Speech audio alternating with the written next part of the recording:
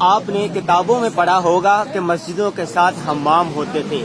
حمام کیسے ہوتے تھے؟ ہمارے ہاں تو حمام کہا جاتا ہے شاید نہانے والے کو. ایسا نہیں ہے، حمام پورا ایک نظریہ اور پورا ایک یہ دیکھیں، ایک ترکی میں مسجد محرمہ کے ساتھ ایک حمام ہے.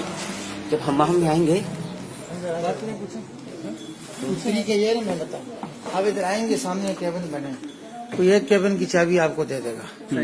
آپ اندر جائیں اور اس میں اپنے کپڑے بدلیں. یہ دھوتی دیں گے آپ کو، دھوتی پہن لیں آپ.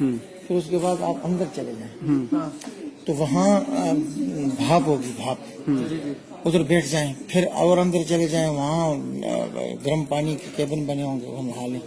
ادھر آگے ان کا سوئمنگ پول ہے، جاکوزی ہے گرم. یہ 400 سال پرانا ہے. یہ مردوں کے لیے ہے، خواتین کے لیے اس طرف ہے. اچھا. پھر وہاں سے آ کر آپ بیٹھیں گے، جہاں آپ کو تولیہ دے گا یہ، اور یہاں بیٹھ جائیں، چائے وائے پیئیں، پھر کپڑے بدلنے چلے جائیں. 55 روپے. 55 لیرہ. صحیح. دیکھا آپ نے کہ حمام اس کو کہتے ہیں، یہ پورا ایک وہ ہے، لیکن ہم سمجھتے تھے کہ شاید حمام غسل، لنگی باندھتے ہیں اس میں. ہم سمجھتے تھے کہ شاید صرف نہانے والے غسل خانے کو کہا جاتا ہے. یہ پورا ایک سلسلہ ہوتا ہے حمام کا.